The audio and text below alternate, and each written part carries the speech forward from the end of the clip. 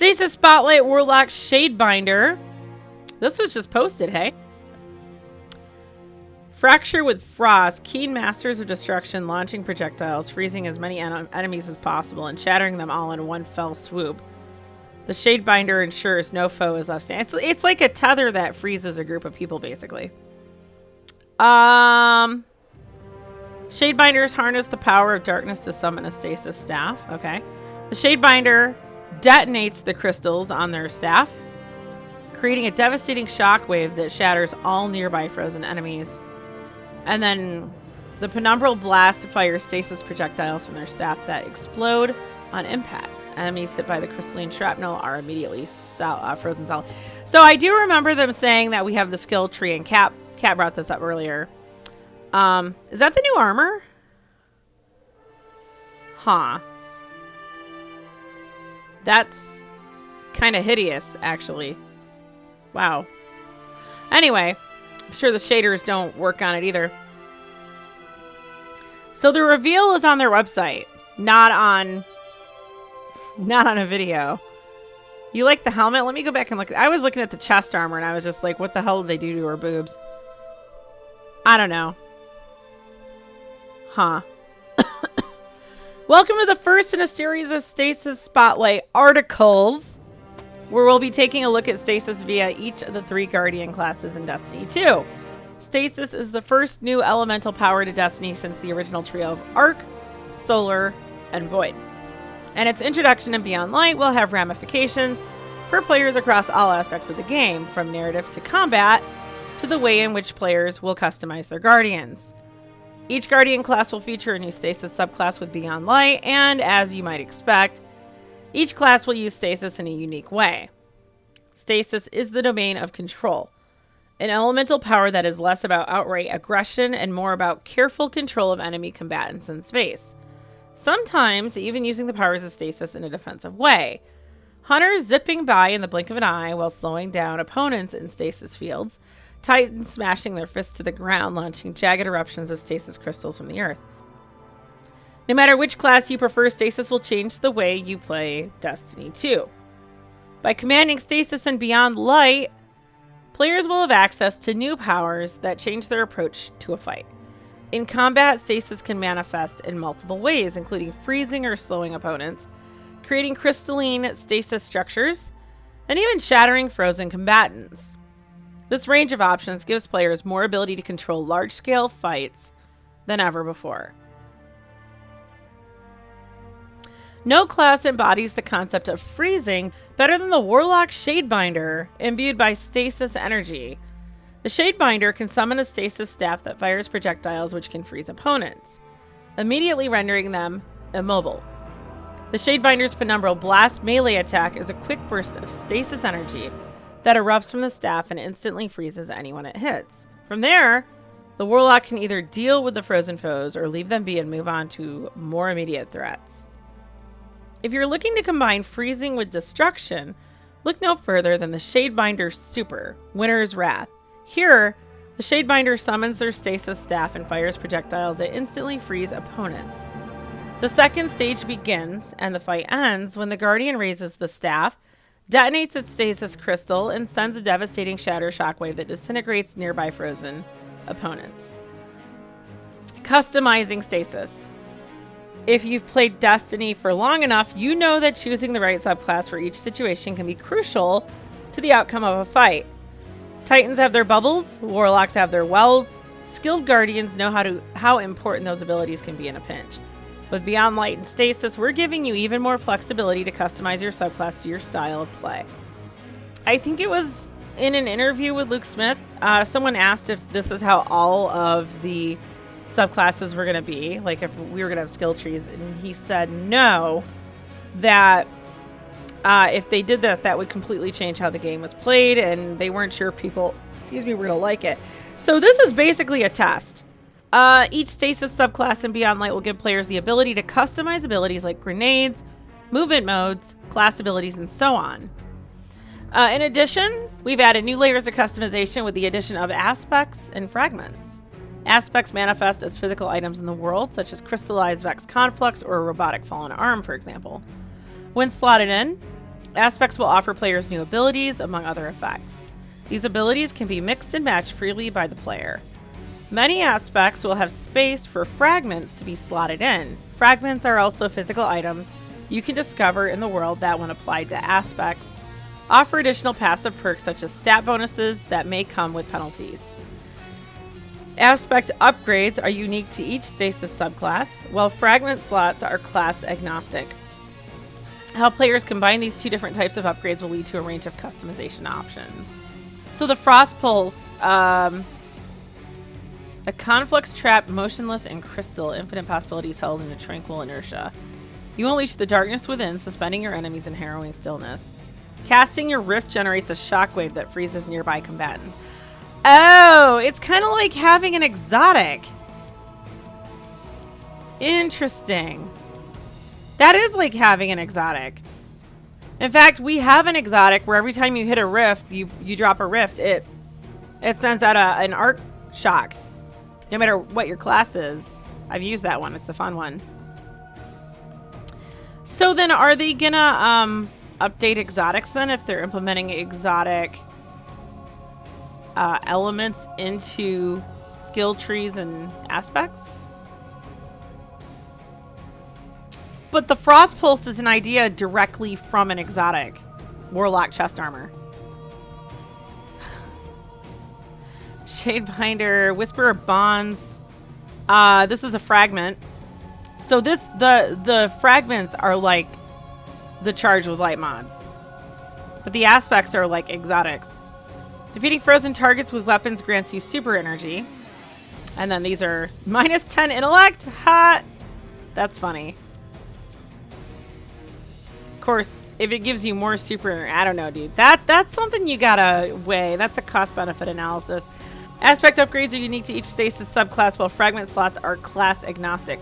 How players combine these two different types of upgrades will lead to a range of customization options. For example, a Warlock finds a Frost Pulse aspect in the world and equips it.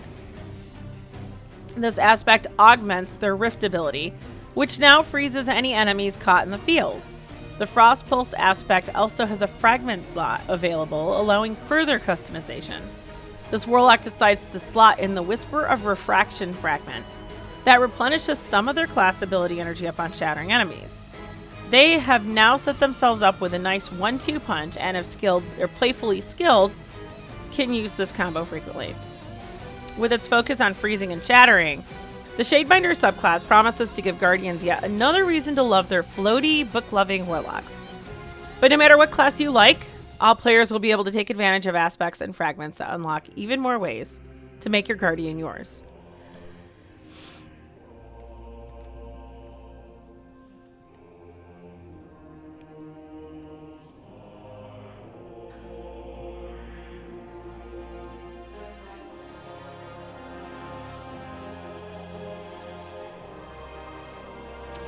The frozen frontier of Europa holds many lost secrets from the past, including a new dark elemental power, Stasis. Work with the mysterious Exo Stranger to harness this new power before Aramis, the Kell of Darkness, bestows it on her fallen forces. Oh boy. So we're going to be frozen by enemies in PvE, it sounds like. Grow your arsenal, command Stasis, and go beyond the light. Okay, cool. Well, at least we're going to have a quest for getting it, like we did when we got the new subclasses in Forsaken, and, you know, when we went to get our light back in the Red War. The Stasis Field is essentially like a Mayalt from Overwatch. Okay, so you can click on that to get... Oh, that's cool. I have to turn the music off. Your question is, will your ghost be able to hold darkness as well as the light? So that's interesting. I think the Exo Stranger is going to answer that question lore-wise. So, very good question, though.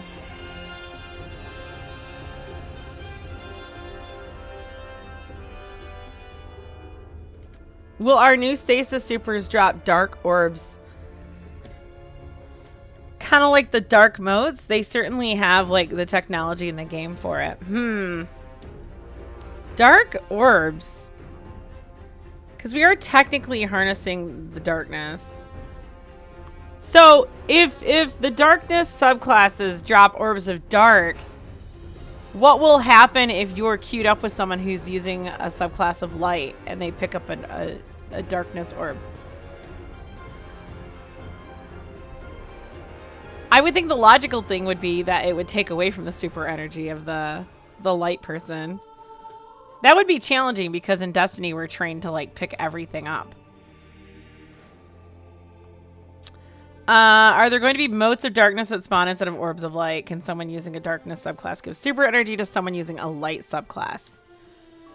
Let me look into my crystal ball and find out. Stasis seems to be a form of using both light and dark. So it could create a new mote entirely that gives super energy back to Stasis and other wielders of Void, Arc, and Solar. I wonder where he gets that from. Nah, most likely Stasis is just an element in the universe, and working with the darkness lets you harness it, much like how Arc, Void, and Solar are just elements in the universe, and the light just allows you to harness them. Huh. That's actually an interesting premise I get. Beyond Light is the start of Destiny changing again, and that's not something I'd considered until now. You'd think a new subclass would automatically slide into all the old habits and stuff with a bit of flair. I mean, nothing could happen. Maybe it resets like in the oh my god, dude. Imagine that if you're using Stasis and everyone else is using like Arc, Void, and Solar, and they pick up your stupid darkness orb and it like resets your super energy. Oh my gosh. That sounds like something Bungie would do because it would cause infighting among teams. Stasis subclasses aren't just darkness subclasses. Just as Solar, Arc, and Void aren't just light subclasses. I've seen a lot of confusion and disappointment that our supposed darkness subclass is very crystal and ice themed. And I think this just stems from a lack of understanding of what exactly elements in Destiny are and how we use light and darkness to harness them. Simply put, our Solar, Arc, and Void subclasses are us using the light to channel an element. Those abilities aren't just light, they are light channeled into an element. The same goes for Stasis. We aren't just using the darkness, we are using the darkness to channel the element Stasis. An element which will appear on non-darkness imbued weapons. Huh. Stasis is an element, not the darkness itself. The darkness is a tool to use Stasis, and maybe even other elements in the future. I'm hoping the green hive fire is like a decay subclass. That's actually brilliant.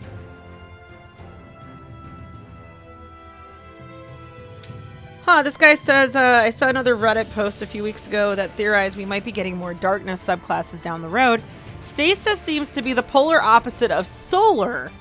So maybe one day we get a subclass that is the opposite of Arc and Void. What's the opposite of Arc and Void, though? Would we get into nuclear energy if, you know, for Void? Arc would perhaps be...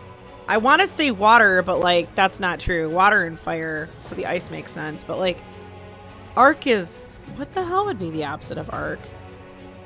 It's not water, because electricity likes water. Rubber. Can't wait to see the new rubber subclass. Arc and Solar are similar? What do you mean they're similar? Like, what's not true exactly? Fire and water are usually pitted as opposites. And ice is water. So, they counter each other. Electricity is not countered by water. It actually loves water. I heard someone did note that each of the subclasses is themed on one of the fundamental forces of physics. Solar is a strong nuclear force. Arc is electromagnetism, and Void is gravity. Stasis would fill in the missing fourth, weak nuclear force. Solar, hot, ice, cold. Source, Am Titan. We're assuming Stasis is frozen water. Well, we assume the Solar is actual fire.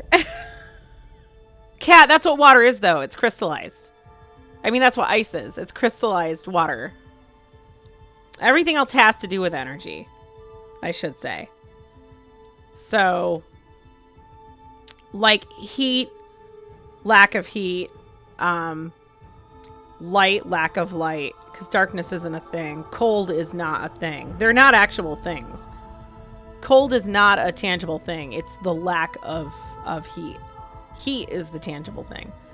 Okay, so people are speculating about the darkness subclasses and what the future is going to bring, and there's some really good speculation here, I guess you could say. Pretty basic knowledge that the light is materialized through 3 elemental forces: arc, void, and solar. Every class has a subclass linked to this element and the associated super that goes with it. Clias99 is the writer. He says, later this year we will gain access to the first darkness subclass, namely Stasis, represented by the element of ice. My question is simply, are there other darkness elements? I believe we can call Stasis the opposite of solar, which is fire and ice. And so perhaps there is more than Stasis to the darkness, and we'll unlock 1 subclass per fall expansion. There are 3 left counting Stasis, which would be perfectly symmetric to the light. What do you guys think? What kind of elements could come into play in the future? So, a long, crazy discussion ensued, and there's some really good theories in here and really good discussion. And I like how some folks in here seem to have a really good grasp of physics. Like, what exactly is darkness? Darkness isn't a thing, guys. Like, if you go into physics class, you're going to learn darkness is nothing. Literally, nothing. Light is light energy. Darkness is the absence of light energy. Cold is not a thing. Cold is nothing. It's the absence of heat energy. So the folks who have really good theories here are really keeping that in mind, what dark and light and cold and heat are. I completely agree. I think theories like Ulantans of light-dark symmetry hint towards multiple darkness subclasses. Where there's a traveler, there's the pyramid ships. Where there's the worm gods to bestow the darkness bargain, there's the ghosts to bestow the light's blessing. And where there's the hive being defined by their connection to the darkness, there's the guardians being defined by their connection to the light. If we take the light-dark symmetry as fact, then it wouldn't be a far stretch to believe that beings may be able to harness the powers in symmetrical manners. For example, solar light is fire, heat, energy in pure form. Stasis is ice, cold, the absence of energy. They are symmetrical ideas that balance each other out. We can take this further than to theorize what other darkness subclasses may be. If void light represents the space between stars, the unknown, the vacuum, void light lies beneath the world of light and matter. This one we can theorize simply. If the light grants manipulation over the vacuum, perhaps the dark could grant manipulation over matter. That's interesting, actually. Now that I think about it, arc is the more difficult one to approach. If void is the vacuum and solar is kinetic heat energy, perhaps arc could be electrical energy, which to me is a no-brainer. I don't know. I always think of Stormcaller's, electricity, because that's what a storm is. A current, the flow of electrons. And then perhaps its opposite could be magnetism, linking the light and dark once more, bound together by the laws of the universe. Symmetry, duality is not a curse, but a gift. Author unknown. The road ahead is unknown, but time tells us many things. The moments that become past in turn become blueprints for the future. In this space, there is no right or wrong. We find a contemporaneous merging of what is known and what is unknown here. Somewhere between the knowns and unknowns lies the real, the tangible. There is a weight of it, a feeling that tells you what you hold is true. But what if the truth hasn't been told? What if the truth is a lie? New paths present themselves. Blueprints change. We walk the line of truth every day. But now, the line that holds the gentle balance has been crossed. The truth is, this won't be the last time. This is an excerpt from the Symmetry pamphlet, A Place Between. Funny. The line between light and dark is so very thin. Do you know which side you're on? People were speculating that we were going to choose between light and dark at some point. And a lot of people were sharing ideas on how they wanted to see this actually play out. Like, will we have dark guardians and light guardians, and will we fight each other in public spaces? But I think this is what it's coming down to. So they're actually infusing continuity into the story, possibly. I mean, this is all speculation. So it's from a technical and historical perspective, I think it's more than likely. Taken King added a missing third subclass. Rise of Iron added nothing. Destiny 2 revamped old subclasses into new ones, and Forsaken added additional supers. Shadowkeep added nothing, and Beyond Light is adding stasis.